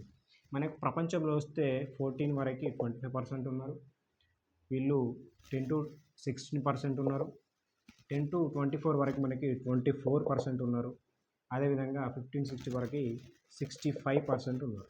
వీళ్ళు ఎక్కువ ఉన్నారు చూడండి వాళ్ళలో కూడా. ఓకే, 65 ఏజ్ వల్ల మనకు 10% ఉన్నారు. ఇది వరల్డ్కి సంబంధించేది. వరల్డ్ టోటల్ పాపులేషన్ మనకి 8119 million. ఇది రిపోర్ట్ వచ్చేసి 15 to 64 మనకి 65 years అని చెప్పేసి 65% అని చెప్పేసి గుర్తుపెట్టుకోవాలి. ఇప్పుడు మనం చూస్తాం ఇండియా చూద్దాం. ఓకే, ఇండియా చూస్తే 1441.7 మిలియన్లు ఎగ్జాక్ట్గా చూడాలంటే. ఓకే, ఇందులో భాగంగా ఇది వెరీ ఇంపార్టెంట్ మనకి. 0 to 14 ఏజ్ వాళ్ళు, 10 to 19 ఏజ్ వాళ్ళు, 10 to 24 ఏజ్ వాళ్ళు, 15 to 64 ఏజ్ వాళ్ళు, అదేవిధంగా 65+ ఏజ్ వాళ్ళు. ఇక్కడ 0 to 14 వాళ్ళు మనకి ఎంత ఉన్నారంటే 24% ఉన్నారు. 10 to 19 వాళ్ళు మనకి 17% ఉన్నారు. 10 to 24 వచ్చేసి 26% ఉన్నారు. అదేవిధంగా 15 to 64 వచ్చేసి 68% ఉన్నారు. ఇదే హైయెస్ట్ ఉంటుంది అక్కడ కూడా ఇక్కడ కూడా. 65+ వాళ్ళు 7% ఉన్నారు. మనం ఓన్లీ ఈ ఫిగర్ గుర్తుపెట్టుకోవడం ప్రతి ఒక్కరికి తెలుసు. ఈ ఫిగర్ మనం గుర్తుపెట్టుకోవాల్సిందే పర్సంటేజ్ల ప్రకారంగా. కనీసం మనం గుర్తుపెట్టుకోవాల్సింది ఫస్ట్ నెంబర్ అయినా గుర్తుపెట్టుకోవాలి. అదేవిధంగా 65 ఏజ్ వాళ్ళు మనకు 7% గుర్తుపెట్టుకోవాలి. స్టార్టింగ్ కాబట్టి 0 to 14 అనేది 24. ఓకే, ఇదైతే కొంత ఐడియా అయితే ఉండాలి. పాపులేషన్ చేంజెస్ మనకి ఈ పాపులేషన్ యాన్యువల్ డబులింగ్ టైం అనేది మనకి అంటే 77 సంవత్సరాల మనకు డబులింగ్ అయిందట. ఇది కూడా మనకి స్టేట్మెంట్ రూపంలో రావచ్చు. ఎన్ని సంవత్సరాలకు పాపులేషన్ డబులింగ్ అని చెప్పేసి అయిందని చెప్పేసి అంటే యాన్యువల్ డబులింగ్ టైం అనేది 77 సంవత్సరాలకు అయిందని చెప్పేసి మనం గుర్తుపెట్టుకోవాలి. టోటల్ ఫెర్టిలిటీ రేటు మనకు 2.0 ఉంది. ఓకే, TFR అనేది 2.0. అదేవిధంగా లైఫ్ ఎక్స్పెక్టెన్సీ అని మనకి మేల్ ఉంటుంది, ఫీమేల్ ఉంటుంది. మేల్ మనకు 71 ఇయర్స్, ఫీమేల్ తెలుసు ఫీమేల్ మనకి ఎక్కువ ఉంటుంది 74 ఇయర్స్. అయితే మనము ఇది వరల్డ్లో కనుక చూస్తే ఇక్కడ చూడండి, వరల్డ్ చూస్తే మేల్ వచ్చేసి 71 ఉంటుంది సేమ్, ఫీమేల్ వచ్చేసి 76 ఉంటుంది. అంటే ప్రపంచ దేశంతో సగటుతో పోలిస్తే మనకి ఇండియా అనేది ఫీమేల్ తక్కువ ఉంది. ఇది కూడా కంపారిజన్ చూసుకోవాలి, రైట్. మనదేమో 71 మేల్, 74 ఫీమేల్. వరల్డ్దేమో 71 మేల్, 76 ఫీమేల్. ఇది ఒకటి. ఇంకా చాలా రిపోర్ట్స్ చాలా అంశాలు ఉంటాయి. అందులో భాగంగా మనకి చైల్డ్ మ్యారేజ్ బై ఏజ్ 18 ఎంతమంది చేస్తున్నారు 23% మనకి పీడిఎఫ్లో ఉంది. ఇంటిమేట్ పార్ట్నర్ వయలెన్స్ మనకి 18% ఉంది. Decision making sexual and reproductive health and reproductive rights మనకి 66%. Decision making women's and own health కేర్లో భాగంగా 82% ఉన్నది, బాగుంది. నెక్స్ట్ MMR మనకి 103 2020 భాగంగా. Okay, birth attendance by skilled health persons అని చెప్పేసి 89%. ఇవన్నీ రిపోర్ట్స్లో భాగంగా మనం ఖచ్చితంగా అధ్యయనం చేయాల్సి ఉంటుంది, చూసుకోవాలి. ఓకే, ఇది very important report, state of world population 2024 సంబంధించి రిపోర్టు. ఎందుకంటే ఇది మనకు కంటెంట్లో భాగంగా అప్డేట్గా చూడాలి దీన్ని, కరెంట్ అఫైర్స్లో కాకుండా. దీన్ని అందుకే కరెంట్ ఎకానమీ. నెక్స్ట్ అంశం చూస్తే 2023-24 సంబంధించి విదేశీ వాణిజ్యం సంబంధించి ఇది వెరీ ఇంపార్టెంట్. ఫారెన్ ట్రేడ్కి సంబంధించి మనకు ఇది అప్డేట్. సో మన ఎకానమీ నోట్స్ని అప్డేట్ చేసుకోవాలి.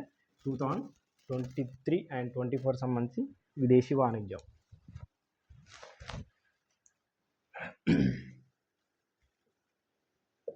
23-24 సంబంధించి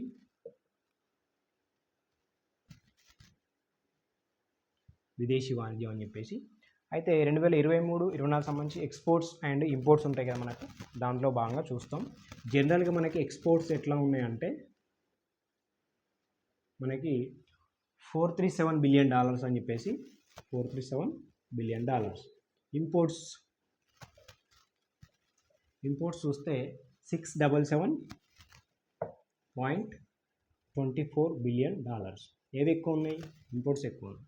సో మనకు వాణిజ్య లోటు ఉంటుంది. వాణిజ్య లోటు వచ్చేసి మనకి 240 అని చెప్పేసి, $240.17 బిలియన్. ఓకే, దీనిలో నాకు తీసేస్తే మనకు వచ్చేది అది. ఇది వాణిజ్య లోటు అని చెప్పేసి పిలుస్తాం. అయితే ఈ ఎక్స్పోర్ట్స్ ఇంతకుముందు ఎక్కువ ఉండే, ఇప్పుడు మనకి ఎంత తగ్గింది అంటే -3%గా నమోదైంది ఎక్స్పోర్ట్స్ అనేది.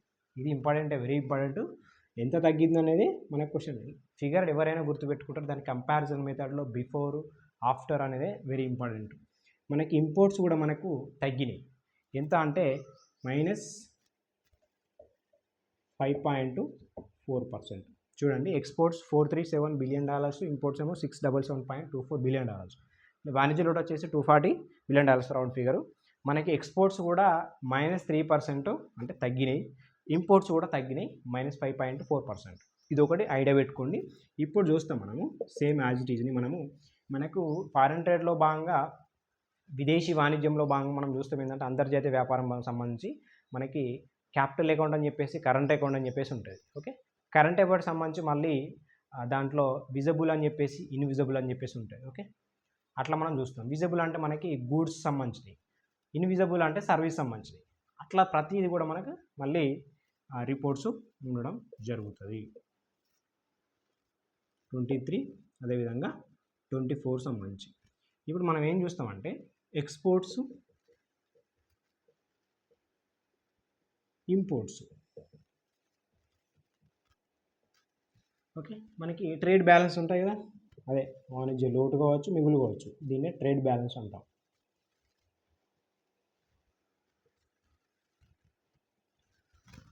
రైట్, ఇక్కడ ఫస్ట్ మనము గూడ్స్ చూడాలి. ఇక్కడ మనకు ఒకటి బిఓపి అంటే బ్యాలెన్స్ ఆఫ్ పేమెంట్ అంటాం, బిఓటి అంటే బ్యాలెన్స్ ఆఫ్ ట్రేడ్ అంటాం. ఇది బిఓపి అయితే ఇందులో ఉండేదే బిఓటి. ఓకే, ఇట్లా చూడొచ్చు మనం. ఇది బిఓపి అంటే బిఓటి అనేది బిఓపిలో భాగమే. బిఓటి అంటే ఏం లేదు, కేవలం మనము గూడ్స్కు సంబంధించింది, వస్తువులకు సంబంధించిన వస్తువులు ఎగుమతులు దిగుమతులకు సంబంధించి బిఓటి అంటే.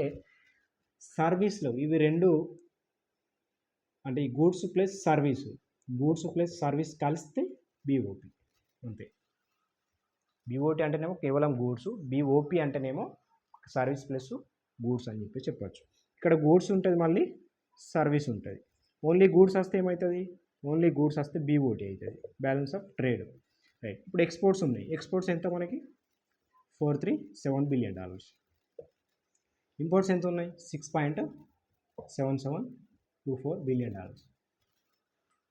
ఓకే, మనకి వాణిజ్య లోటు ఎంత ఉన్నది, 240.17 బిలియన్. ఇది ఓన్లీ ఏంటంటే బిఓటి కింద వస్తుంది. బిఓటి అంటే కేవలం మనకి ఏంటిది, గూడ్స్. ఇప్పుడు ఆల్రెడీ రాసుకున్నాం. ఇప్పుడు సర్వీస్ సంబంధించి ఈ రిపోర్ట్స్ అయితే ఇట్లనే గుర్తుపెట్టుకోవాలి మనం. సర్వీస్ సంబంధించి $339.62 బిలియన్. ఇంపోర్ట్స్లో భాగంగా ఎక్స్పోర్ట్స్, ఇవి ఇంపోర్ట్స్లో భాగంగా $177 బిలియన్. అదేవిధంగా ట్రేడ్ బ్యాలెన్స్ చూస్తే 166.06. ఇది ఓన్లీ సర్వీస్ సంబంధించినవి కదా. సో ఇవి రెండు కలిస్తే మనకి బిఓపి. దీన్ని ఒక్కదాన్ని బిఓటి అంటున్నాం, ఇవి రెండు కలిస్తే బిఓపి అని చెప్పేసి పిలుస్తున్నాం. ఇప్పుడు చూస్తే టోటల్ మనకి ట్రేడ్ బ్యాలెన్స్ టోటల్ ఎంత, ఇంపోర్ట్స్ టోటల్ ఎంత, ఎక్స్పోర్ట్స్ టోటల్ ఎంత, అంటే గూడ్స్ అండ్ సర్వీస్ సంబంధించి. ఓకే, ఇక్కడ చూస్తే మనకు రాసుకోవచ్చు 776.68. అదేవిధంగా దీనికి సంబంధించి 854. అదేవిధంగా ఇది -78.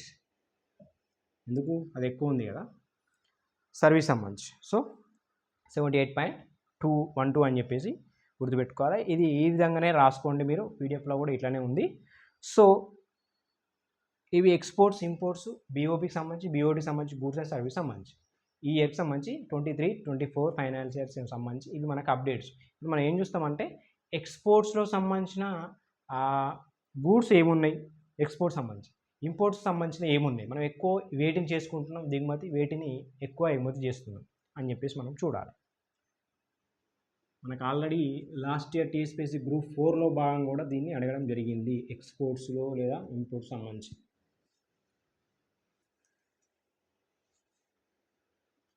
Right, exports.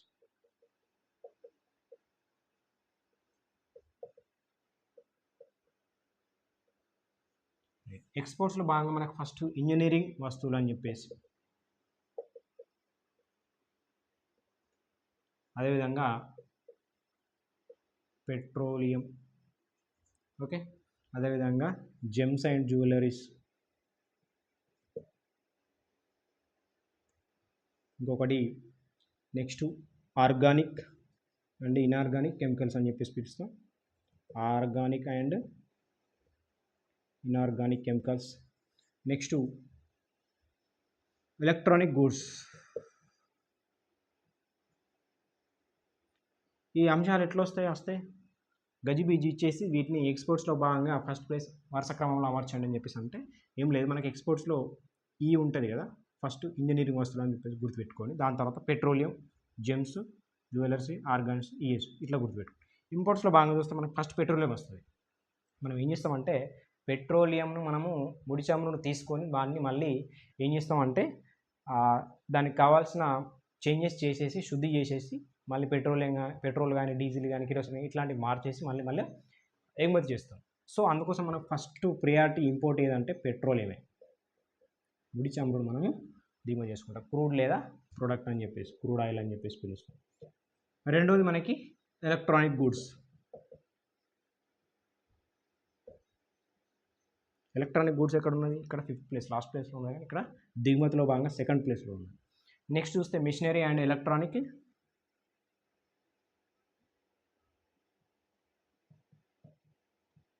Machinery and electronic. Okay, next gold 4th ప్లేస్లో గోల్డ్. ఓకే, మనం గోల్డ్ ఎక్కువ దిగుమతి చేసుకుంటాం, ఎగుమతిలో లేదు చూడండి. రైట్, ఇవి ఇంకా మనము ఈ రిపోర్ట్ ఇంకా డీప్గా అధ్యయనం చేయాల్సి ఉంటుంది. ఇది మనం కేవలం వస్తువులు చూసినాం, ఓవరాల్గా వస్తువులకు అంటే ఓవరాల్గా ఎంత వాల్యూ అని చెప్పేసి చూసినాం ఎగుమతి దిగుమతి సంబంధించి. మనం ఇంకా చూడాల్సింది ఏంటంటే ఇప్పుడు మనం చూసింది కేవలం current accounts, visible account, invisible account అని చెప్పేసి చూసినాం.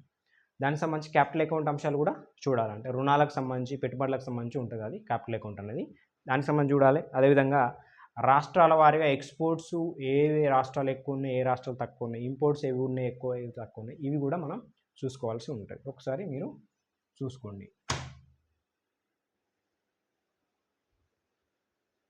ఇది రిపోర్ట్ అండి, చెప్తే ఒక పెద్ద క్లాసు, ఇదే సపరేట్ క్లాస్ అవుతుంది. నెక్స్ట్ మనకి కొన్ని పదాలు వార్తల్లో ఉన్నాయి. డై ప్రమోషన్ అని చెప్పేసి, అదేవిధంగా మూన్ లైటింగ్ అని చెప్పేసి, అదేవిధంగా క్వైట్ క్విట్టింగ్ అని చెప్పేసి, టర్మినాలజీ మీద ఖచ్చితంగా క్వశ్చన్స్ ఉంటాయి ఎకనామీలో. కాఫీ బ్యాడ్జింగ్, ఓకే చూడండి. దాదాపు మనం పదాన్ని కరెక్ట్ చూస్తే అందులోనే మీనింగ్ ఉంటుంది.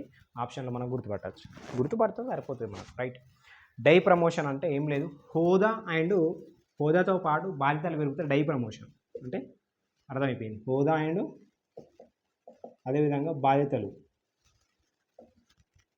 పెరిగితే దాన్ని డై ప్రమోషన్ అని చెప్పేసి అంటాం. అంటే హోదాతో పాటు బాధ్యతలు పెరిగితే dry promotion. Moon lighting show అని చెప్పేసి అంటాం, లేదు మూన్ లైటింగ్ గేమ్ అని చెప్పేసి మాట్లాడతాం కదా. మూన్ లైటింగ్ అంటే మనకి కంపెనీ యాజమాన్యానికి తెలియకుండా రెండవ ఉద్యోగం చేయడం, అది గుర్తుపెట్టుకోండి. మూన్ లైటింగ్ అంటే ఒక కంపెనీలో జాబ్ చేస్తూనే ఇంకో కంపెనీలో కూడా, ఈ కంపెనీలో తెలియకుండా ఇంకో కంపెనీలో కూడా జాబ్ చేయడం, అంటే ఇక్కడ డే చేస్తే అక్కడ నైట్ చేయడం, అది మూన్ లైటింగ్ సరిపోతుంది. క్వైట్ ఫిట్టింగ్, ఇదేంటంటే వేతనాన్ని బట్టి ఒప్పందం ప్రకారం కేవలం అప్పగించిన పని మాత్రమే చేయడం, మిగతావి విస్మరించడం. క్వైటింగ్ అంటే కేవలం ఏ పని చెప్తే అది మాత్రమే చేయడం, క్వైటింగ్. నెక్స్ట్ కాఫీ బ్యాడ్జింగ్ అంటే ఆఫీస్కి ఖచ్చితంగా రావాలని యాజమాన్యం రూల్స్ పెడితే కనుక ఆఫీస్కి వచ్చి కాఫీ తాగి మేనేజర్ అండ్ హెచ్ఆర్ దృష్టిలో కూడా, అంటే ఏం లేదు, కాఫీ బ్యాడ్జింగ్ అంటే ఖచ్చితంగా రావాలని రెగ్యులర్గా ఆఫీస్కి పోవాలని చెప్పేసి ఉంటుంది. పోతానం ఏంటంటే పేరుకే పోవడం, అక్కడ ఏం చేయడం, కాకపోతే అందరికీ కనబడడం వచ్చిన లేదా జస్ట్ అట్లా, దాన్ని కాఫీ బ్యాడ్జింగ్ అని చెప్పేసి ఉంటాం. ఇట్లా టర్మినాలజీ మీద క్వశ్చన్స్ పడే అవకాశం ఉంటే చూసుకోండి. రైట్, ఇది వెరీ ఇంపార్టెంట్. మనకి రూపీ ఆల్ టైమ్ లో అని చెప్పేసి గుర్తుపెట్టుకోవాలి. రూపీ ఆల్ టైమ్ లో ఎప్పుడు మనకి ఏప్రిల్ 16న వచ్చింది. ఎంత? 83.54 per dollar ఈక్వల్ టు $83.54 అని చెప్పేసి గుర్తుపెట్టుకోవాలి. రైట్, ఇది ఆల్ టైంలో డేట్ గుర్తుపెట్టుకోవాలి మనం. రీజన్స్ ఏంటంటే మనకి ప్రపంచ దేశాల మధ్య గ్లోబల్ సంఘర్షణ జరుగుతుంది, లైక్ ఇజ్రాయెల్, ఇరాన్, ఓకే ఇట్లాంటివి కావచ్చు, రష్యా, ఉక్రెయిన్ ఇట్లాంటివి కావచ్చు, రీజన్స్ మనకి ఉన్నాయి. ఓకే, అయితే అదేవిధంగా విదేశీ పోర్ట్ఫోలియో ఇన్వెస్టర్లు వెనక్కి, కారణాలు ఏమంటున్నారు? గ్లోబల్ సంఘర్షణ. ఇక్కడ మనకు కేవలం ఈ డేటే రాదు, దీనికి కారణాలు ఏంటి అని చెప్పేసి కూడా క్వశ్చన్స్ వస్తాయి. మనం మెయిన్స్ రాయకుండా మెయిన్స్ పాయింట్ ఆఫ్ వ్యూలో కూడా చాలా అంశాలు చూడాల్సి ఉంటుంది. స్టేట్మెంట్ రూపంలో మనం క్వశ్చన్స్ ఆన్సర్ చేయాలంటే ఖచ్చితంగా మెయిన్స్ పాయింట్ ఆఫ్ వ్యూలో కూడా కొన్ని అంశాలు చూసుకోవాలి. మెయిన్స్ పాయింట్ ఆఫ్ వ్యూలో ఆన్సర్ రాయడం ఏం కాదు, కానీ అంశాలు ఆ విధంగా చదువుకోవాలి. ఇంతకుముందులాగా కేవలం 1 లైన్ ఆన్సర్స్ కాదు కదా. సో చూసుకోవాలి. విదేశీ పోర్ట్ఫోలియో ఇన్వెస్టర్లు వెనక్కి అని చెప్పేసి. ఓకే, విదేశీ పోర్ట్ఫోలియో ఇన్వెస్టర్లు వెనక్కి అట. అంటే ఏంటి మనకి? అంటే ఏం లేదు, విదేశీ అంటే మనకి యుఎస్ ఫెడరల్ బ్యాంక్ ఉంటుంది. యుఎస్ ఫెడరల్ బ్యాంక్ అంటే మనకు రిజర్వ్ బ్యాంక్ ఎట్లా, యుఎస్ఏలో మనకి ఫెడరల్ బ్యాంక్ అనేది కేంద్ర బ్యాంక్. ఆ కేంద్ర బ్యాంక్ ఏం చేస్తారంటే ఈ వడ్డీ రేట్లు అనేది ఎక్కువ తగ్గిస్తూ ఉంటాయి. తగ్గించినప్పుడు ఏం చేస్తారంటే అక్కడ వడ్డీ రేట్లు ఇన్వెస్టర్లు ఏం చేస్తారంటే తక్కువ అని చెప్పేసి మన దేశానికి ఇన్వెస్ట్ చేయడానికి వస్తారు. అట్లా ఈ వడ్డీ రేట్లు యుఎస్ ఫెడరల్ బ్యాంక్ వడ్డీ రేట్లను తగ్గించడంలో జాప్యం చేస్తుందట. అంటే తగ్గించడంలో కొంచెం వెనక ముందు చేసేసరికి ఆ ఇన్వెస్టర్లోకి ఇక్కడ బాగానే ఉంది అని చెప్పేసి మన దేశంలో పెట్టుబడి పెట్టక అక్కడే ఉంటారు. సో అట్లా మనకి రీజన్ అనేది ఉండడం వల్ల మనకి మన రూపీ వాల్యూ అనేది తగ్గిపోవడం జరిగింది. ఓకే, అదేవిధంగా మనకి భారత్ మారిషస్ మనము డిటిఏ సవరణ అని చెప్పి చెప్పుకున్నాం కదా, ప్రిన్సిపల్ పర్పస్ టెస్ట్ అని చెప్పేసి అదొకటి. రైట్. ఓకే, ఈ ఇండియా జీడిపికి సంబంధించి మనకు ఐఎంఎఫ్ కూడా అంచనా వేసింది. అదెంత ఉందంటే 6.8 జీడిపికి సంబంధించి. ఇవన్నీ మనం ఒకసారి ఒక్క దగ్గర రాసుకుంటే బెటర్. అండ్ ఇండియాది కానీ, వరల్డ్ బ్యాంక్ది కానీ, ఐఎంఎఫ్ది కానీ. ఓకే, అదేవిధంగా మానిటరీ పాలసీ సంబంధించి కానీ. భారత్ ప్రపంచంలోనే వేగంగా వృద్ధి చెందుతున్న ఆర్థిక వ్యవస్థ అని చెప్పి చెప్పడం జరిగింది. 6.8గా మనం గుర్తుపెట్టుకోవాలి.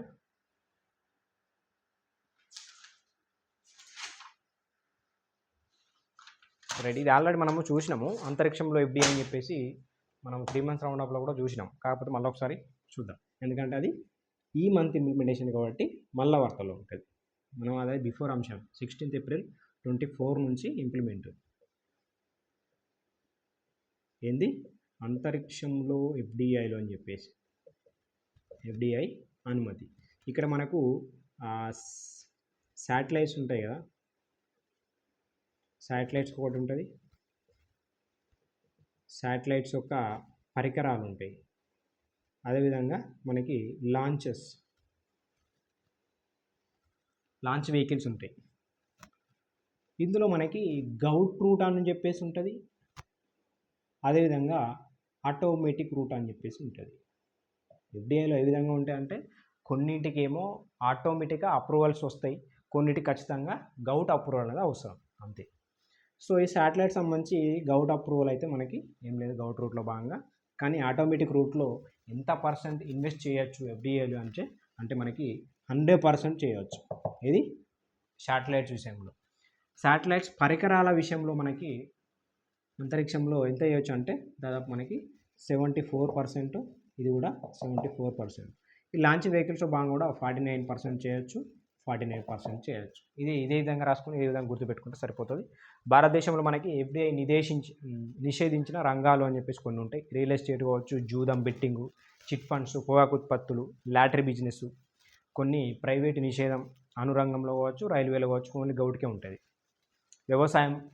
ఓకే, ఇప్పుడు మనం ఇక్కడ గుర్తుపెట్టుకోవాల్సింది అంతరిక్షంలో ఎఫ్డిఐలో మనకి 16th April 2024 నుంచి అమలులోకి వస్తుంది. శాటిలైట్స్లో ఎంత, శాటిలైట్ పరికరాల్లో ఎంత, వెహికల్స్లో ఎంత అనుమతి అని చెప్పేసి గుర్తుపెట్టుకోవాలి. అయితే మనకి మొత్తం 3 రకాలు, ప్రతి రకంలో మనకి నిర్దిష్ట పరిమితులు అయితే ఉంటాయి. ఇది మనకి ఫెమా కింద, ఫైనాన్స్ మినిస్ట్రీ కింద మనకి ఇవైతే ఆమోదిస్తారు.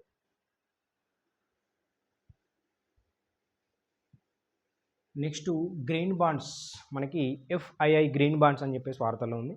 గ్రీన్ బాండ్స్ పెట్టుబడులు పెట్టడానికి ఎఫ్ఐఐలని మనకి ఆర్బీఐ అయితే అనుమతించింది. Foreign institutional investors. ఎఫ్ఐఐ అంటే ఏమంటే ఫారెన్ ఇన్స్టిట్యూషనల్ ఇన్వెస్టర్ అని చెప్పేసి ఇందులో గ్రీన్ బాండ్స్లో.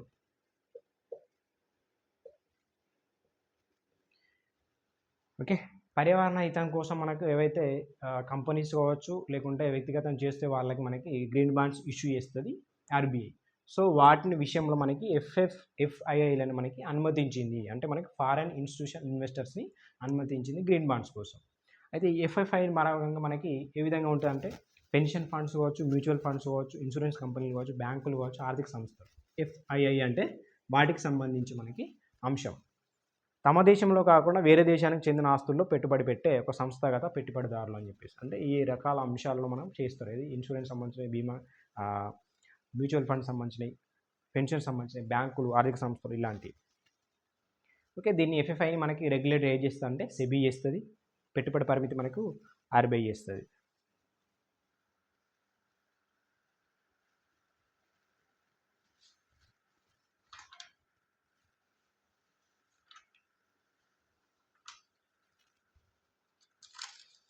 నెక్స్ట్ మనకి ఆమ్నెస్టీ స్కీమ్ అని చెప్పేసి వార్తలో ఉంది. ఫారెన్ ట్రేడ్ పాలసీ 2023లో భాగంగా అమలు చేసిన ఆమ్నెస్టీ పథకం 31 మార్చ్ 2024తో ముగిసింది. మనకి ఫారెన్ ట్రేడ్ పాలసీలు ఉంటాయి మనకి.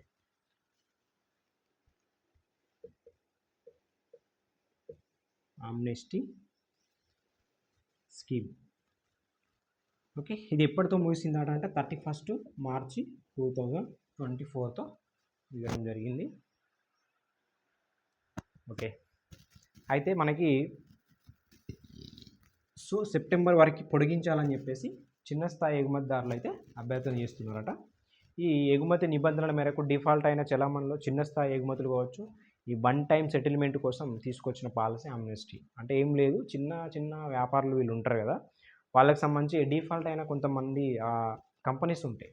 వాళ్ళ కోసం ఏంటంటే ఎగుమతిదారులకు వన్ టైం సెటిల్మెంట్, ఒకేసారి సెటిల్మెంట్ చేసే విధంగా తీసుకొచ్చిన పాలసీ ఆమ్నెస్టీ పాలసీ అని చెప్పేసి పిలుస్తున్నాం. ఇది మనకు ఎగ్జాంపుల్ ఏంటి, ఈపీసీజీ స్కీమ్ అని చెప్పేసి ఉంటుంది. ఏంటంటే ఎక్స్పోర్ట్ ప్రమోషన్ క్యాపిటల్ గూడ్స్ అని చెప్పేసి ఉంటుంది ఒకటి, ఎక్స్పోర్ట్ అబ్లిగేషన్స్ ఉల్లంఘన. ఇది భారతదేశంలో మనకి ఎగుమతిని ప్రోత్సహిస్తుంది. ఆమ్నెస్టీ స్కీమ్ అనేది క్యాపిటల్ గూడ్స్ యొక్క ఇంపోర్ట్స్ సుంకం విధించడం. ఇది ఒకటి వార్తల్లో ఉంది, ఇది ఒకటి చూసుకోండి అంతే. 31 మార్చ్కి క్లోజ్ అయింది. కాకపోతే మనకి ఇంకా సెప్టెంబర్ వరకు డేట్ పెంచాలని చెప్పేసి అభ్యర్థిస్తున్నారు amnesty scheme. Next Bharat pay 1. Bharat pay అని ప్రారంభించింది మనకి all in one payment product. ఇంకొకటి అంశం వార్తల్లో ఏంటంటే భారత్ పే 1 అని చెప్పేసి. భారత్ పే ప్రారంభించిన all in one payment product. మనకు డెబిట్ కానీ, క్రెడిట్ కానీ, స్వైప్ కానీ, క్యూఆర్ కోడ్ స్కానింగ్ కానీ, ట్యాప్ అండ్ పే కానీ, స్పీకర్స్ కానీ, ఇలాంటివన్నీ భారత్ పే 1 అని చెప్పేసి గుర్తుపెట్టుకోండి. నెక్స్ట్ చూస్తే 2023-24 సంబంధించి నెట్ డైరెక్ట్ ట్యాక్సెస్, నికర ప్రత్యక్ష పన్నులు. నెట్ డైరెక్ట్ ఏం లేదు, మనకి ఫైనాన్షియల్ ఇయర్ ఏప్రిల్ అయిపోయింది అంటే మనకి ఇలాంటి రిపోర్ట్స్ అనేది రెగ్యులర్గా వస్తూ ఉంటాయి. ఎకనామీలో 100% మనకి ఇంపార్టెంట్. సో బడ్జెట్ ఎస్టిమేట్స్ చూస్తే మనకి 18.23 అంటే ఏం లేదు, నికర ప్రత్యక్ష పన్నులు అంటే మనకు నికరంగా వచ్చిన ఈ పన్నులు ఏవైతే ఉన్నాయో అవి మనకి ఎంత ఉన్నాయి పర్సెంట్ అంటే బడ్జెట్ ఎస్టిమేట్స్లో భాగంగా చూస్తేనేమో 18.23 లక్షల కోట్లు. మనకి రివైజ్డ్ ఎస్టిమేట్స్ ఉంటాయి. మనకు ఫస్ట్ వచ్చేది బడ్జెట్ ఎస్టిమేట్స్, దాని తర్వాత ఈ 2 months ఏవైతే ఉంటాయో మనకి ఆ 2 months గ్యాప్లో మనకి అంటే ఫిబ్రవరిలో ప్రవేశపెడతారు కదా, మార్చ్ ఏప్రిల్ వరకు 2 months గ్యాప్లో మళ్ళీ రివైజ్డ్ ఎస్టిమేట్స్ చేస్తారు. అట్లా రివైజ్డ్ ఎస్టిమేట్స్లో భాగంగా మనకి 19.45 లక్షల కోట్లు ఓకే పెరిగింది అట్లా. అదేవిధంగా ప్రొవిజనల్ నెట్ డైరెక్ట్ కలెక్షన్స్ భాగంగా ప్రొవిజనల్ నెట్ డైరెక్షన్స్ భాగంగా 19.58 లక్షల కోట్లు ఇంకా పెరిగింది. ఓకే, ఇది అట మనకి 22-23 పోలిస్తే మనకి 17.7% అధికమాట. 17.7 హైయెస్ట్ అని చెప్పేసి లాస్ట్ ఇయర్తో పోలిస్తే. అదేవిధంగా బడ్జెట్ ఎస్టిమేట్స్తో పోలిస్తే మనకు 7.4% అధికం. దీంతో పోలిస్తే 7.4% ఎక్కువ. లేదు రివైజ్డ్ ఎస్టిమేట్స్తో పోలిస్తే 0.6% ఎక్కువ అని చెప్పేసి. ఇవి నెట్ డైరెక్ట్ ట్యాక్సెస్ సంబంధించి. దీనివల్ల పర్సనల్ ఇన్కమ్ ట్యాక్స్ అనేది, అదేవిధంగా మనకి పర్సనల్ ఇన్కమ్ ట్యాక్స్ అనేది 10.44 లక్షల కోట్లు గ్రాస్. అదేవిధంగా కార్పొరేట్ ట్యాక్స్, ఇవే కదా మనకు జనరల్గా ప్రత్యక్ష పన్నులు అంటే. కార్పొరేట్ ట్యాక్స్ అనేది మనకి 9.11 లక్షల కోట్లు, రిఫండ్ అనేది 3.7 లక్షల కోట్లు. ఇవన్నీ ఫిగర్సే, సో చెప్పడానికి ఏముంటుంది అలా, పీడిఎఫ్ చూసుకోండి, అన్నీ రాసాం ఇక్కడ.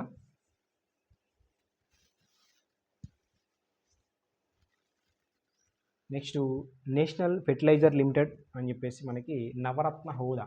మనకి ఏప్రిల్ మంత్లో దాదాపు 3 కంపెనీలకు నవరత్న హోదా రావడం జరిగింది. ఒక డేట్లో కాదు, వేరే డేట్లలో మనం ఒకసారి చూస్తుంది.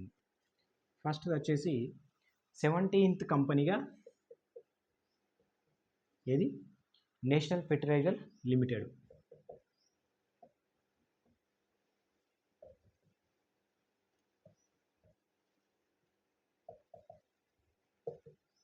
ఇదే మంత్లో మనకు 18th కంపెనీ కూడా నవరత్న హోదా పొందింది, అది IREDA. ఇదే మంత్లో మనకు 19th కంపెనీ కూడా నవరత్న హోదా పొందింది, హుడ్కో అని చెప్పేసి. ఓకే, ఇది మనకు ఆర్థిక మంత్రిత్వ శాఖ పరిధిలో డిపార్ట్మెంట్ ఆఫ్ పబ్లిక్ ఎంటర్ప్రైజెస్ మనకి మంజూరు చేస్తుంది. ఓకే, నేషనల్ ఫెర్టిలైజర్ లిమిటెడ్ అని చెప్పేసి నోయిడాలో ఉంది హెడ్ క్వార్టర్, రైట్.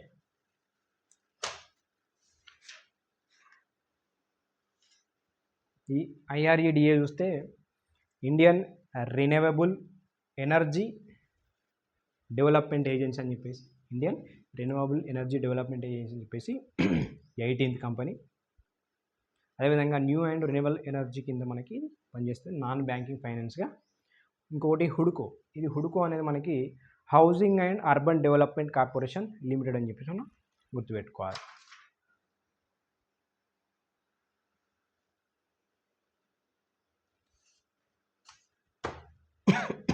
ఇంకొకటి రిలయన్స్ ఇండస్ట్రీ లిమిటెడ్ అనేది మనకి వార్షిక టర్న్ ఓవర్ అట 10 లక్షలు దాటిందట, అదొకటి గుర్తుపెట్టుకోండి. ఇంకొకటి వెరీ ఇంపార్టెంట్ ఇష్యూ ఏంటంటే RBI గవర్నర్ మనకి, RBI డిప్యూటీ గవర్నర్ కాదు, డిప్యూటీ గవర్నర్ మనకి పదవి కాలం పొడిగించడం జరిగింది,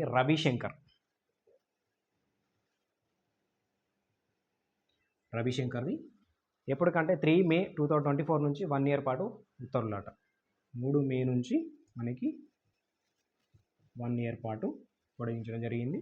RBI డిప్యూటీ ఒక గవర్నర్ ఉంటారు, ప్లస్ 4 డిప్యూటీ గవర్నర్ ఉంటారు కదా, దాంట్లో భాగంగా మనకి రవిశంకర్.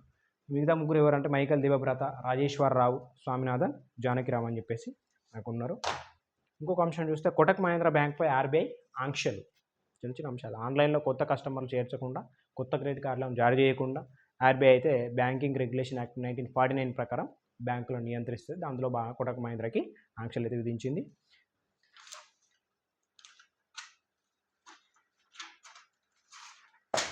రైట్, నెక్స్ట్ క్లాస్ లెంతీగా ఉండొచ్చు, బట్ ఏంటంటే ఒక అంశం కూడా స్కిప్ కాదు, మీకు క్లాస్లో కాన్సెప్ట్ ఓరియంటెడ్గా ఉంటే అదేవిధంగా మీరు పీడిఎఫ్లో దాన్ని అదేవిధంగా చూసుకోవచ్చు. జెమ్స్ అండ్ జ్యువెలరీ సెక్టార్లో భాగంగా AEO స్టేటస్ అని చెప్పేసి వార్తల్లో ఉంది. AEO status.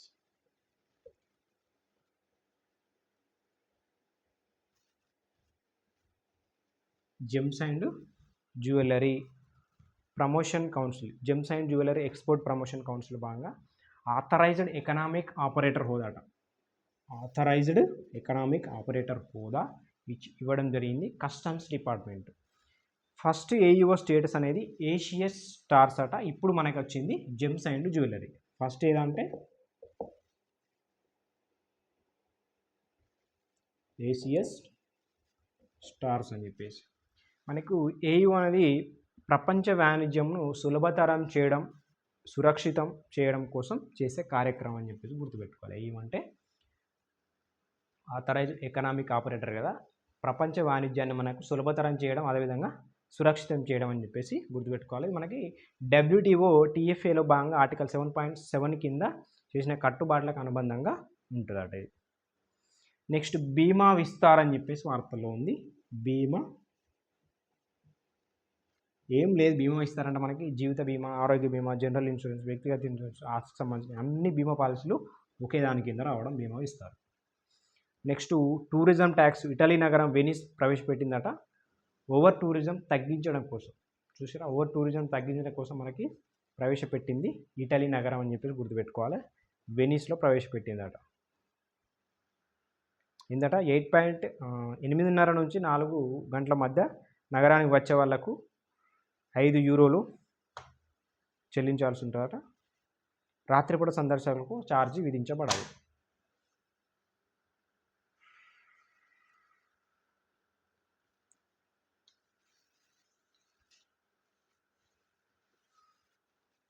నెక్స్ట్ ఇండస్ ఇండ్ బ్యాంక్, మహారాష్ట్రలో ఇండస్ ఇండ్ బ్యాంక్ వార్తల్లో ఉంది. మహారాష్ట్రలోని రత్నగిరి జిల్లా 50 మంది రైతులకు కార్బన్ క్రెడిట్లను భర్తీ చేయడానికి ఆర్బీఐ ప్రవేశపెట్టిన ప్రోగ్రాముల్ సిబిడిటి పైలట్ ప్రాజెక్ట్ అమలు చేసిన ఫస్ట్ బ్యాంక్ అవతరించిందట. కార్బన్ క్రెడిట్స్ అంటే ఏం లేదు, మనకు carbon emissions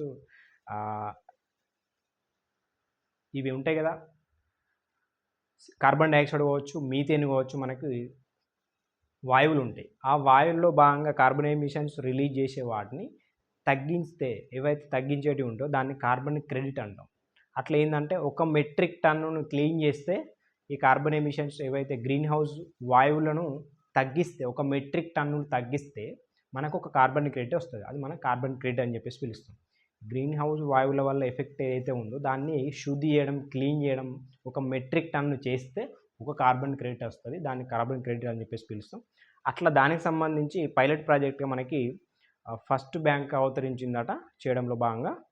first pilot project సహకారం అందించిన సంస్థ ఏదంటే సిఐహెచ్ అని చెప్పేసి పీడిఎఫ్లో ఉంది. Circular innovation hub India private limited అని చెప్పేసి చేసిందంట. ఇంకా అదేవిధంగా నాబార్డు ఆర్బీఐ ఇన్నోవేషన్ హబ్ అని చెప్పేసి వ్యవసాయ రుణాలు డిజిటలైజ్ కోసం మనకి నాబార్డు అయితే ఆర్బీఐ ఇన్నోవేషన్ హబ్ని స్టార్ట్ చేసింది.